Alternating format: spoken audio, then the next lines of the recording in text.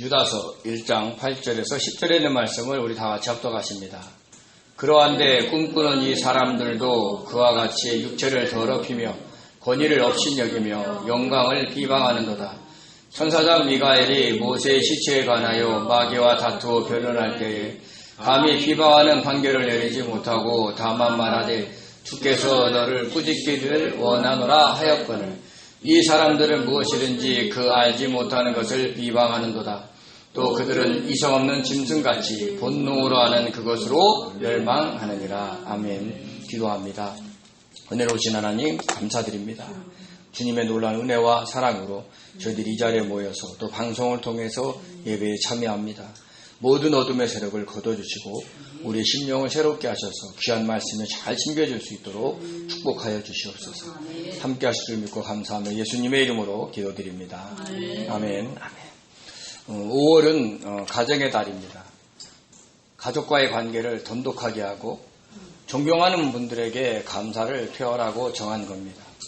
그래서 5월 5일은 어린이날로, 5월 8일은 어버이날로, 5월 15일은 스승의 날로 제정했습니다. 특히 올해는 5월 5일이 어린이날이면서 어린이 주일입니다. 바로 오늘이죠. 어린이가 있는 가정은 그 어린이와 함께 정말 행복하고 즐겁게 보내시는 하루가 되었으면 좋겠습니다. 5월을 가정의 달로 선택한 것은 정말 잘한 일입니다.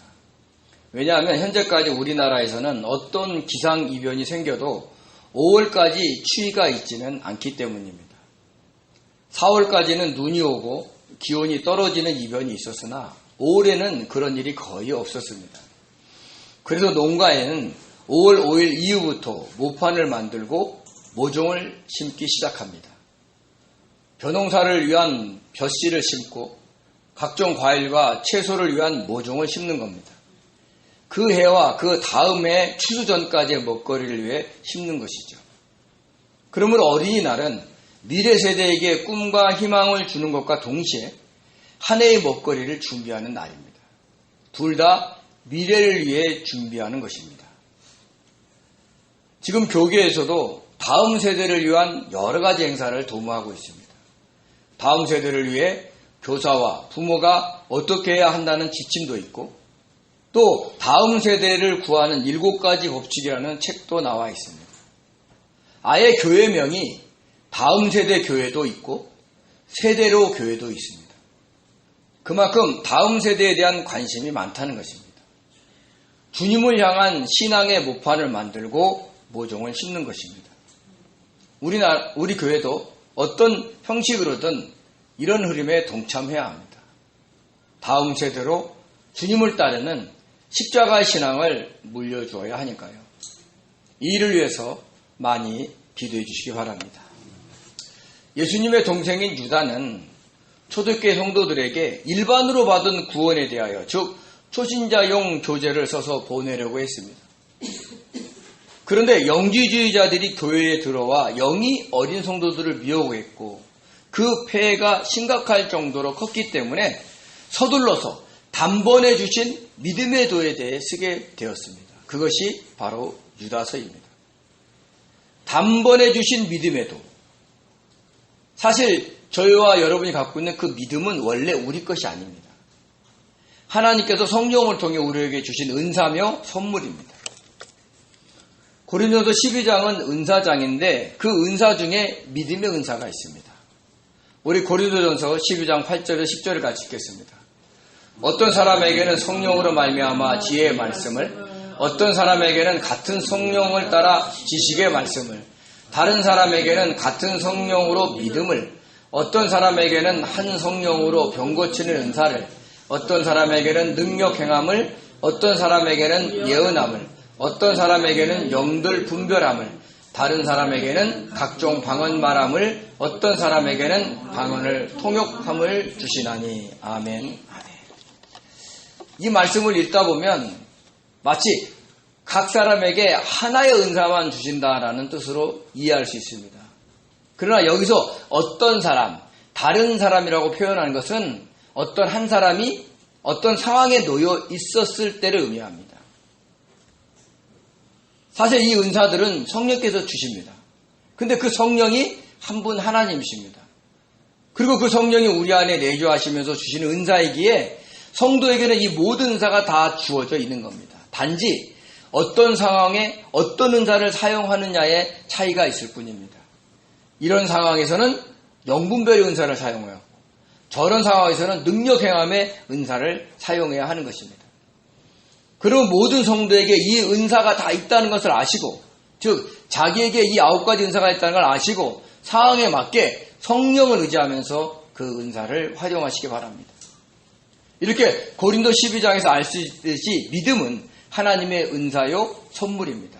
그래서 유다가 단번에 주신 믿음의 도라고 한 겁니다. 우리가 예수 그리스도를 구주로 믿고 영접할 때 그때 단번에 주신 믿음이 있고 그 믿음을 가진 성도들이 가야 할 길이 있다는 겁니다. 그것을 설명하기 위해서 이 유다서를 쓴 것입니다.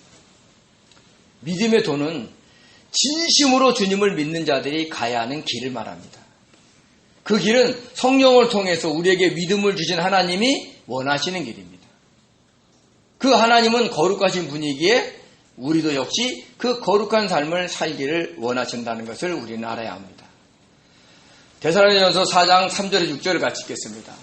하나님의 뜻은 이것이니 너희의 거룩함이라. 곧 음란을 버리고 각각 거룩함과 존귀함으로 자기 안에 대할 줄을 알고 하나님을 모르는 이방인과 같이 세욕을 따르지 말고 이 일에 분수를 넘어서 형제를 해하지 말라. 아멘. 그런데 영지주의자들은 영은 선하고 육은 악하며 영과 육은 서로 관련이 없다고 했습니다. 그래서 자신들이 가르쳐준 비밀스럽고 특별한 지식을 알면 영의 구원을 받으니까 육적으로는 자기 마음대로 살아도 된다고 가르쳤습니다. 세상에 누가 자기 뜻대로 살아도 된다고 하는데 경건하게 살 사람이 어디 있겠습니까? 자기가 하고 싶은 대로 살고 싶지 않겠습니까? 그 중에서 우리가 쉽게 넘어가는 것은 육체의 쾌락을 주는 음란입니다. 그래서 우리의 거룩함을 원하는 하나님의 뜻에 가장 먼저 음란을 버리라라고 한 것입니다. 인간이 얼마나 음란을 통해 쾌락을 추구하냐면 동성애까지 합니다. 짐승들도 안 하는 것을 사람이 하는 겁니다. 이 동성애 역사는 오래되었습니다. 성경에 나와 있는 기록으로는 소돔과 고모라의 시대부터이지만 그 이전부터 있었을 것으로 추정됩니다. 오늘날에도 동성애 문제가 심각합니다. 우리나라에서도 서울을 비롯한 대도시 한복판에서 퀴어 축제를 열어 동성애를 선전하고 있고 동성 부부까지 합법화하려는 시도를 하고 있습니다. 하나님 앞에 큰 죄를 짓는 겁니다.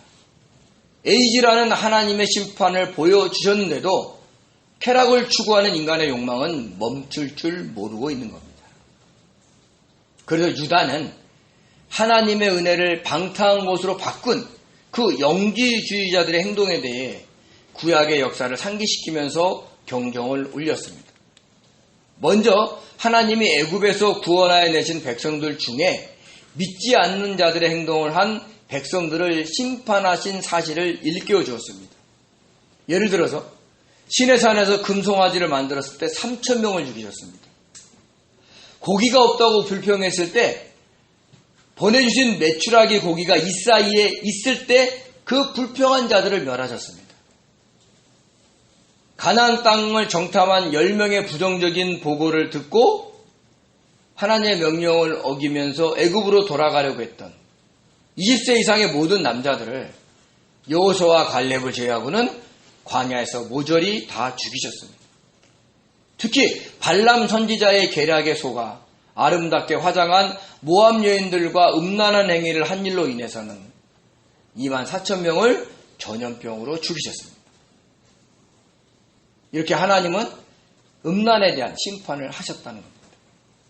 둘째는 자기주의를 지키지 아니하고 자기 처소를 떠난 천사들이 셋의 후손들을 충동시켜 사람의 딸들의 아름다움을 보고 성적으로 타락하게 만들었습니다.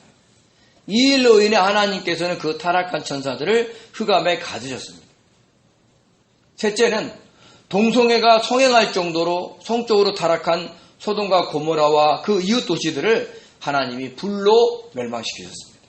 이렇게 하나님은 육적으로 타락한 백성들을 반드시 심판하셨습니다.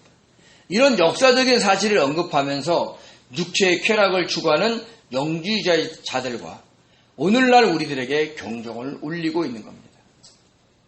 육체의 쾌락을 즐기며 방탕한 생활을 해도 하나님의 심판이 당장 일어나지 않는다고 방심하면 안 됩니다. 하나님의 심판은 반드시 있고 그 대가는 무서울 정도로 크다는 것을 잊지 않아야 합니다.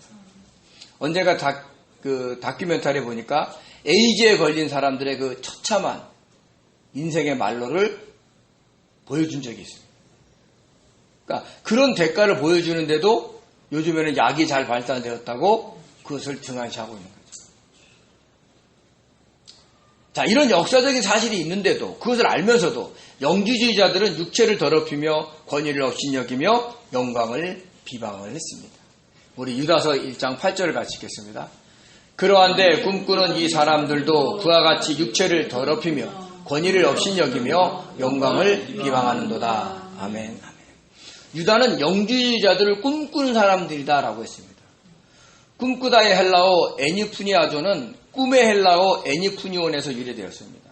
그러니까 이 단어는 잠을 잘 때 꿈꾸는 것을 의미하기도 하지만 여기서는 꿈과 환상을 통해서 신의 계시를 받는다는 것을 의미합니다. 이 꿈꾸는 자는 구약에 나와 있는 거짓 선지자들과 같습니다. 우리 신명기 13장 1절에서 3절 같이 읽겠습니다.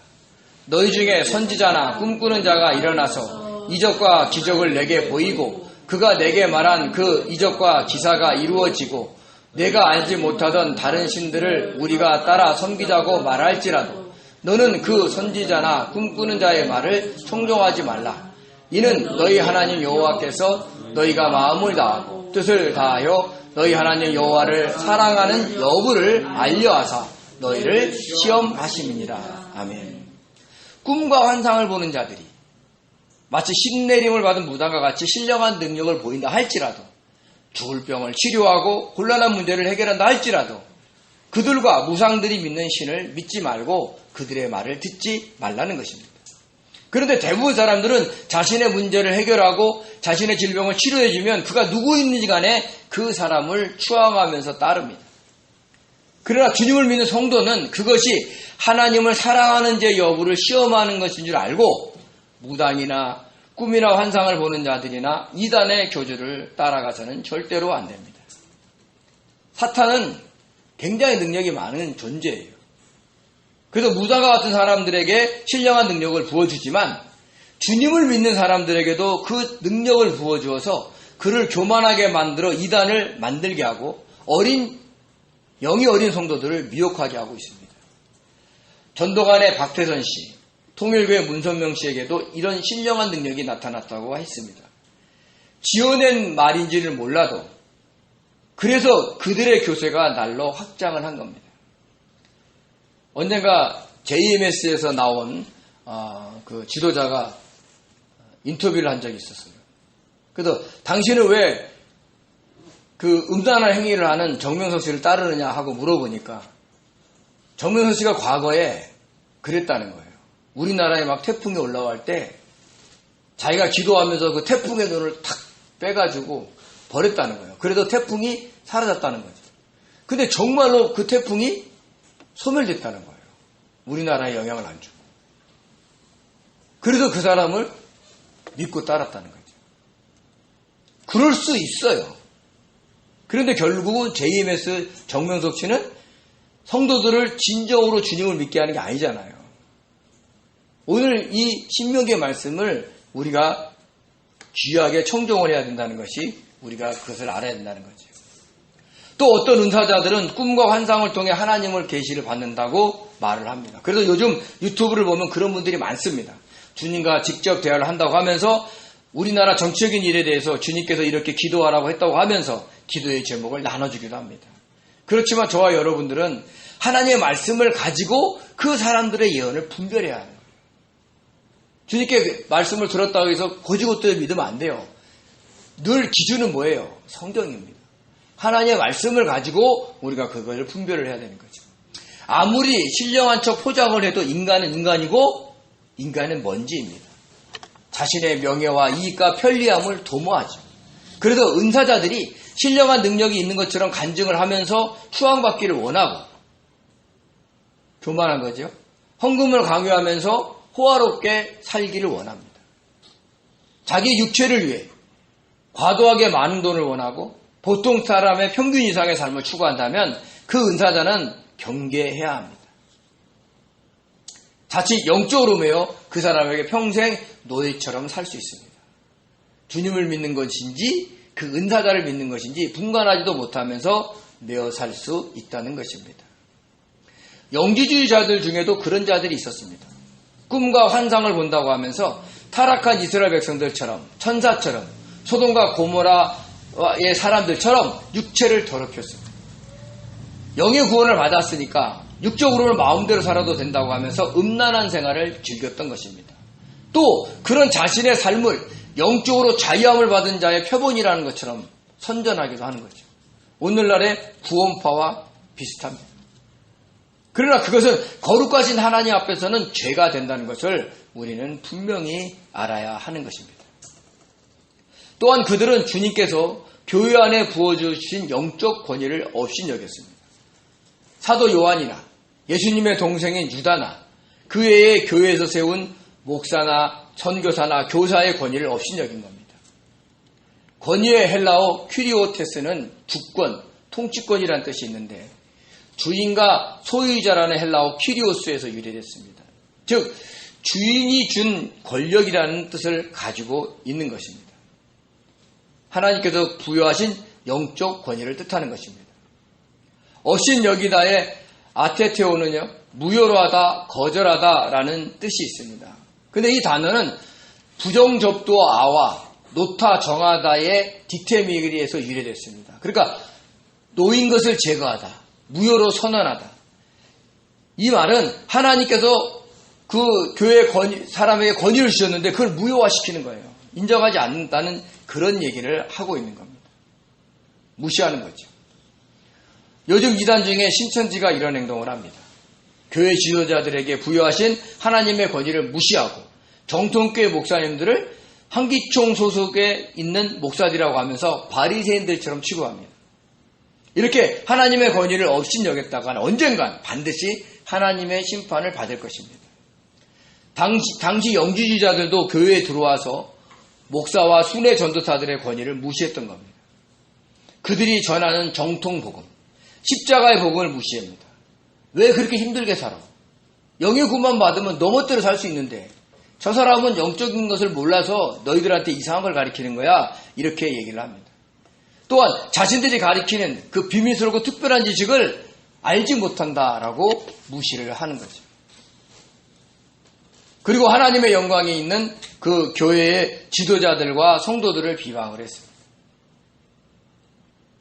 비방하다의 플라스테메오는요, 나쁘게 평하다, 말하다, 평하거나 말하다, 중상하다, 모독하다라는 뜻이 있습니다. 영광의 헬라어 독사는 광채, 영광, 명성, 좋은 평판이라는 뜻이 있습니다. 성경에 나와 있는 영광은요, 다 하나님의 영광입니다. 하나님이 주님과 우리에게 주신 영광이 진짜 영광이라는 것을 우리는 잊지 않으셔야 됩니다. 우리 사도행전 7장 2절을 같이 읽겠습니다. 스데반이 이르되 여러분 부형들이여 들으소서. 우리 조상 아브라함이 하란에 있기 전 메소포타미아에 있을 때에 영광의 하나님이 그에게 보여. 우리 요한복음 17장 22절입니다. 내게 주신 영광을 내가 그들에게 주었사오니 이는 우리가 하나가 된 것 같이 그들도 하나가 되게 하려 함이니이다. 아멘. 사도행전 7장 2절의 말씀은 스데반 집사님이 돌에 맞아 죽기 전에 유대인들에게 설교를 시작한 내용입니다. 이때 스데반 집사님이 영광의 하나님이 메소포타미아에 있는 아브라함에게 보였다라고 했습니다. 즉 하나님 자체가 영광이라는 거죠. 요한복음 17장 22절에 있는 말씀은 주님께서 하나님께로부터 받은 영광을 우리에게 주셨다라는 것입니다. 그 이유는 하나님과 주님과 우리가 성령으로 하나 되게 하려는 것이었습니다. 그러므로 성도에게 있는 영광은 바로 하나님의 영광입니다. 세상 사람들이 가지고 있는 영광이 아닙니다. 세상 사람들은 자신의 능력으로, 돈으로, 권력으로 자신의 영광을 얻지만 성도는 하나님의 영광을 받는 것입니다. 그래서 아무리 좋은 일이나 훌륭한 일을 했다 해서 그것을 자기의 영광으로 취하면 절대로 안 됩니다. 주님께서 그런 일을 할 수 있도록 능력과 돈과 권력을 주신 것을 알고 겸손하게 하나님께 영광을 올려드려야 합니다. 그래야 자신에게 임한 하나님의 영광을 더 빛낼 수 있다는 것을 저와 여러분은 잊지 않으셔야 됩니다. 그래서 저와 여러분에게 임한 영광이 누구의 영광이라고요? 하나님의, 주님의 영광입니다. 이렇게 영주의자인 거짓 교사들이 하나님께서 교회의 지도자들에게 주신 영광을 비방한 겁니다. 교회 지도자들을 비방하면서 나쁘게 평가를 한 것이죠. 그러면서 이럽니다. 자신들보다 성경을 잘 몰라. 자신이 알고 있는 그 영적 비밀을 알지 못해. 라고 비방을 합니다. 오늘날 좀 유튜브에 들어가 보면 신천지가 늘 하는 얘기가 그래요. 한기총 소속의 목사님들은 잘 모릅니다. 자기네들만 영적 비밀을 압니다. 이렇게 얘기를 하는 거죠. 어쩌면 이 영주주의알과 그게 똑같을 수가 없어요.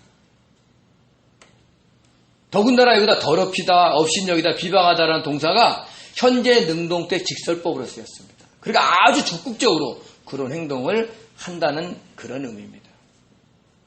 특히 다른 사람을 비방하는 것이 하나님 앞에서 얼마나 큰 죄인지를 우리는 알아야 합니다.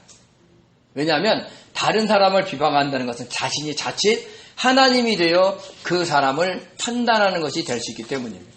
하나님의 자리를 넘볼 수 있는 행위가 될 수 있는 것이죠. 그래서 비방하는 것이 얼마나 잘못된 것을 알려주기 위해서 유다는 모세 승천기에 나와 있는 내용을 예를 들어 설명을 했습니다.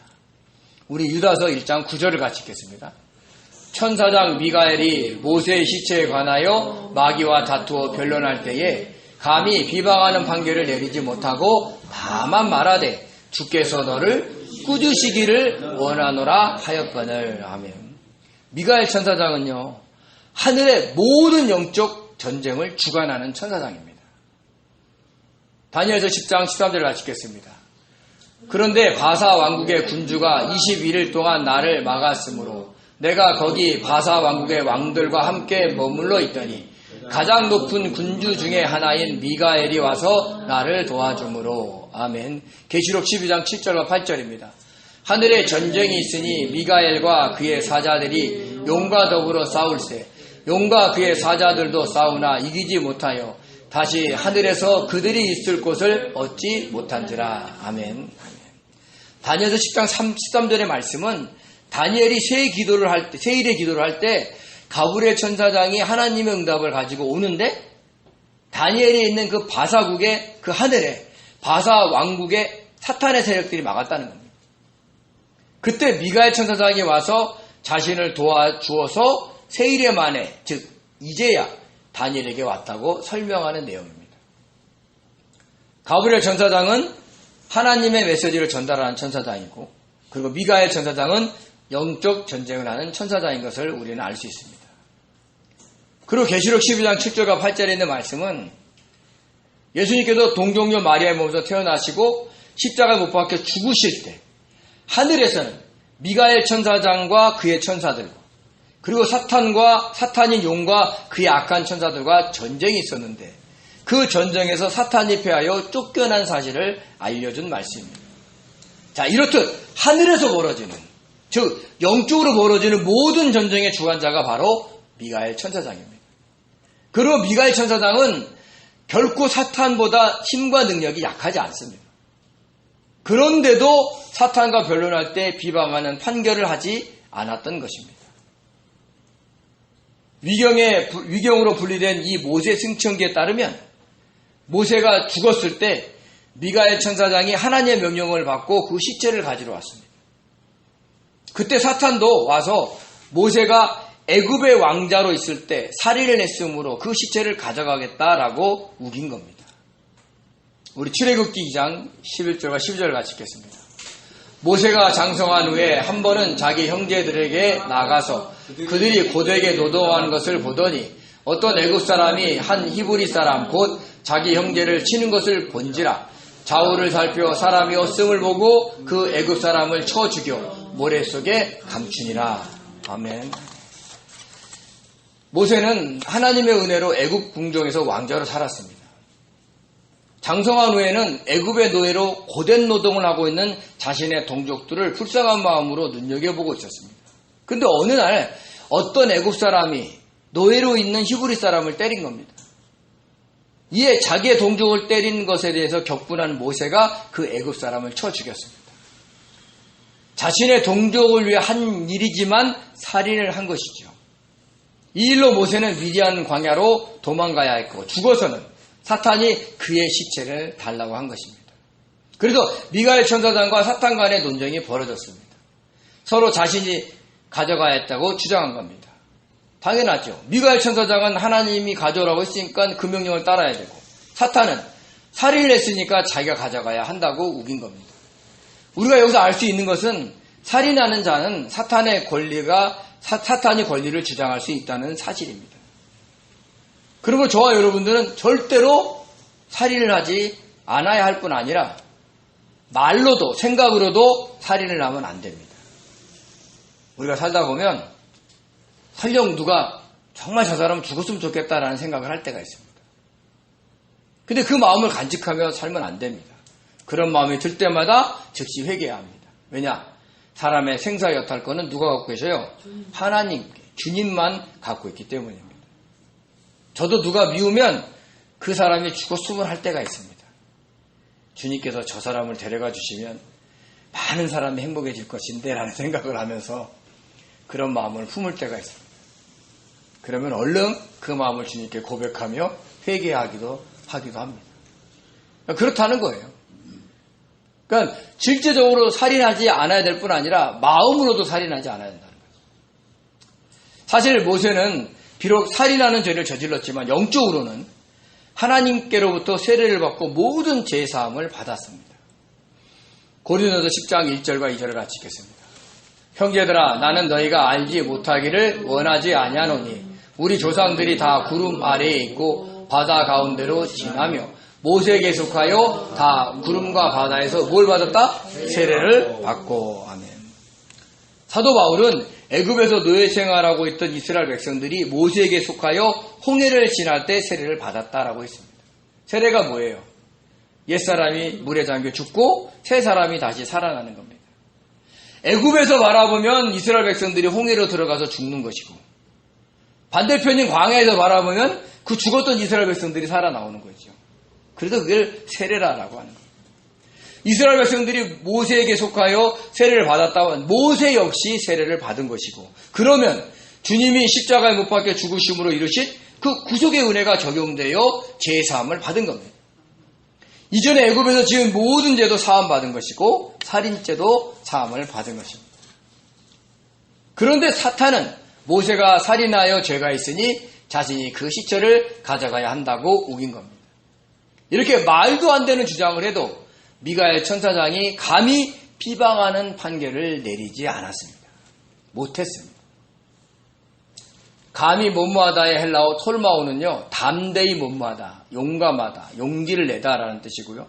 판결의 크리시스는 결정, 판단, 판결, 다툼, 분쟁이라는 뜻이 있습니다. 즉 담대하게 비방하는 판결을 내리지 못했다는 겁니다.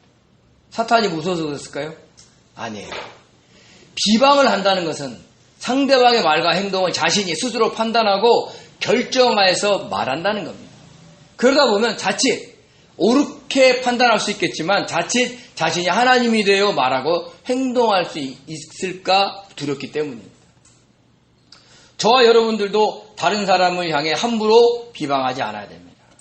우리도 스스로 하나님이 되어 말하고 행동하는 죄를 지을 수 있기 때문입니다. 그래서 미가엘 천사장은 그 권위를 하나님께 올려드리면서 뭐라고 했냐면 주께서 꾸짖기를 원하노라 라고 했습니다. 사탄이 모세의 시체를 달라고 한 행위가 잘못되었으니 주님께서 책망해 달라고 부탁을 한 겁니다. 여기서 꾸짖다의 헬라어 에피티마오는 비난하다, 꾸짖다, 견책하다라는 뜻이 있는데 이것은요 못못 위에의 헬라어 에피와 가격을 정하다의 티마오에서 유래되었습니다. 즉 주님께서 사탄의 행위에 대해서 가격을 정해달라는 거예요. 사탄의 행위가 잘못됐으면 가격이 높을까요, 낮을까요? 낮지요. 그러면 하나님의 꾸지람을 듣게 됐기 때문에 그렇게 얘기를 하는 거예요. 그렇다고 미가엘 천사장이 모세의 시체를 사탄에게 빼앗겼을까요? 아닙니다. 비방하는 판결을 내리지 않았을 뿐이지 하나님의 명령대로 모세의 시체를 가져갔습니다. 그럼 그걸 어떻게 알아요? 왜냐하면 모세가 변화산에서 주님 앞에 나타나 함께 대화를 한 것을 보면 우리는 알 수 있습니다. 고린도서 15장 44절입니다.